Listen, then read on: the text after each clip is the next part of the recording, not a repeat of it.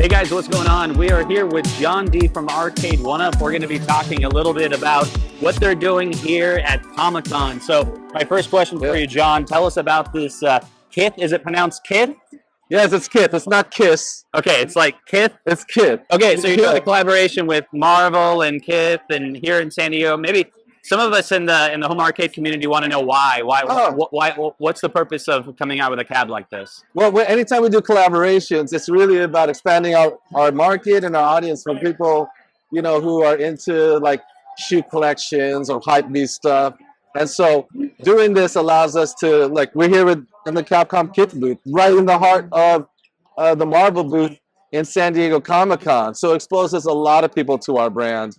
And I always felt like, you know, these cabinets are basically for collectors. So in that way, it makes sense. And also, you know, there's a lot of younger people who don't know about arcades that are, you know, getting exposed to our brand. I like it. You know, we've done the same with Supreme. We've done the same with Champion. And it's been a great way for us to, you know, really communicate even to a younger crowd. I do understand that it's not for everyone. Right. A lot of people my age don't know what the hell KITH is. But when they start understanding like how great of a brand it is, you know, I think Arcade1Up is for multiple audiences. Right. I noticed here on the top, it actually says it's a limited edition, 225 units. So is that right? There's just a limited edition, like 225? So a lot of these collections are very limited edition. That's what like these collectors do. And so that's why there's an upcharge in the price. And it's for people who really love KITH, just like people who love the Supreme. And yeah, everything that you see here in this KITH collaboration is limited editions. Ah, I see. Yeah. So a lot of people in the community are always wondering about what's coming next. Right. So we always want to talk about what's coming next. Now, also this year, we saw some interesting things in the home arcade community, like the company iArcade ended up filing for bankruptcy. But I want to talk a little bit about that. So one thing I have is, like, will we see some more products coming from Arcade1Up this year? Do we got more releases, more titles? What do we got? Yes, definitely. We have I would say we have 2 very new products coming out. We also have different form factors that probably use a lot of the same game list. But we have, I'd say, coming out, I would say roughly about 7 more products coming out. Yeah. Okay. All right, that's pretty cool. Now, I'm wondering, because, you know, I like the business side of Arcade1Up, or just following it, right? With iArcade, their model was you would purchase games a la carte. Sure. And with them no longer being in the game, is that something Arcade1Up is considering getting into, or is that not a model? Like, what do you think of that? We're definitely considering it, and I think it'll happen probably sooner than later. Oh, really? Yeah, the reason that we hadn't considered it before is because to have a model where you're adding games or monetizing on extra games, you really have to have a huge install base, right? I mean, so like Steam, you put a game on Steam, they got millions and millions of people to you know, to serve the game to and market to. You know, we just passed 4 million cabinets. Oh, really? Okay, right? That's so 4 million.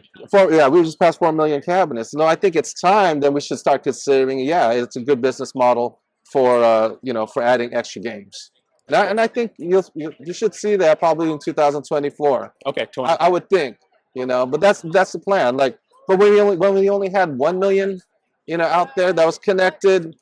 I mean, when you talk to licensors, they don't see the, you know, the benefit just yet. But now I think we're getting to that point. I always thought like 5 million cabinets would have been, you know, the right number. Then we can take it more seriously. Right. But even outside of a business sense, I think people are wanting to add more games, even if it doesn't make too much financial sense. And so I would imagine maybe 2024 we see something like that. Yeah. Now, you've kind of established that you have a different series of game lineups. You got the 3/4 scale without a riser. Yep. Then you kind of got a 3/4 scale with the riser. Correct. Then you got Deluxe, XL. Yep. Where do you think you're going to be putting most of the new titles coming out in that category? Will we see more XLs? We'll definitely see more XLs next year. Okay. We'll probably see 1 XL this year. Oh, all right. In terms of, you know, 3/4 scales with a riser and without a riser. So when we go into these retailers who want a little bit less, you know, a lower price point, like an entry-level price point, right, like the $299, just like we did back in the day. Yep. Yeah, I mean, the great thing about those is that we'll start selling more generic risers to help that out. And the great thing about that is because those cabinets also are Wi-Fi enabled. Mm-hmm. So when we start adding games, you know, it'll be for all those SKUs. Another question for you is, you have a couple different models of making games, right? Yeah. So you have basically emulation, like Sure. you're going to port that game over for emulation. And another one you've done a few times is a native port, like Yep. you're actually recreating the game from source code. Yeah. Can you tell us, I know you probably don't want to mention any names, but is there anything in development that where you're making another game native, or were you kind of leaning more emulation area? Yeah, so I think there's a misconception sometimes about emulation and ports and what is better. Okay. Right?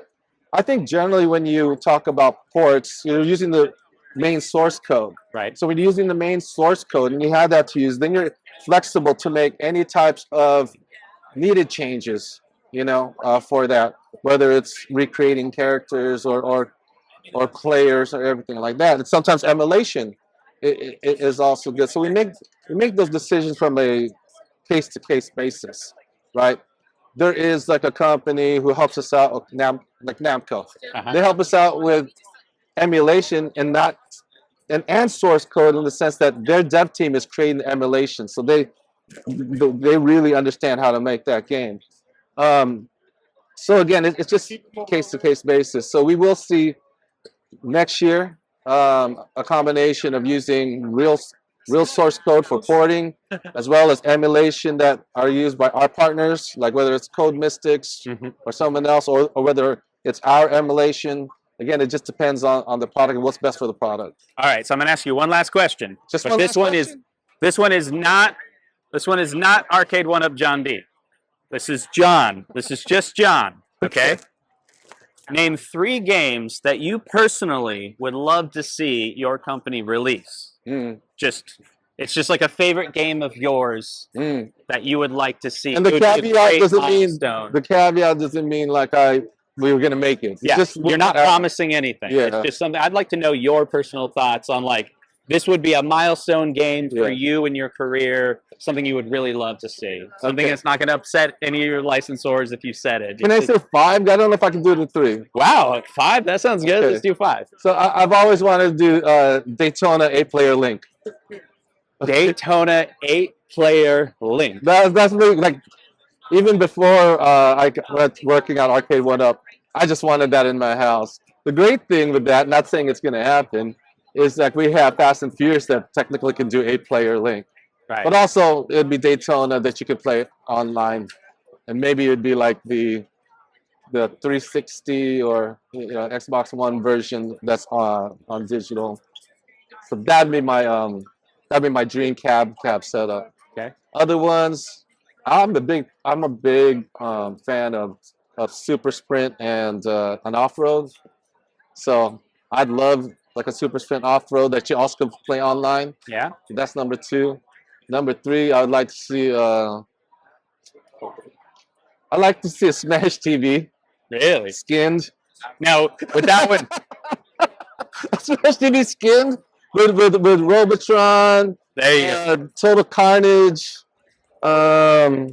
Maybe even Berserk. I don't know.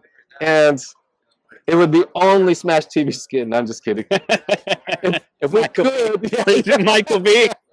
If we could do a Robotron, a Robotron one. See, you could do that limited edition, 250 Robotrons. That's it. If we're allowed to do it, if we're allowed to do it.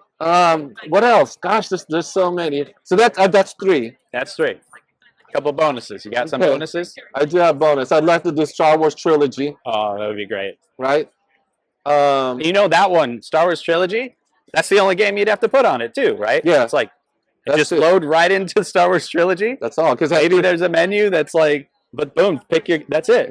It's a single game. Yeah. No one would make fun of you for making a single game if it's just Star Wars trilogy. Top Skater from Sega. Okay. With like a fucking working ass thing. I'd do that. So is that 4? I think we hit 5 actually. Is that 4 or is that 5? It was 3, and then you said Star Wars trilogy, and then Top Skater. Well, you want to throw one more in there? Another bonus? Another bonus game, I would say probably Afterburner. Yeah, Afterburner. How would you configure I couldn't. Afterburner? I couldn't. That's There's the no possible complication. way we could do the Afterburner Right. because of the plastic around that. We wouldn't be able to know how to do that with wood. But yeah, those are my top 6. All right, John. So where do you expect us to see you again? You're here at Comic-Con. Is there any other events that you're going to in the next? Yes, there's likely an event that I'll be participating at within the next couple of weeks, but I can't say what. So soon? Soon. Soon? Yeah. All right. Thank you, John, so Hey, much for hanging out with us here at Comic-Con. Thank you so much. Hit that like button, hit subscribe, and we'll see you guys.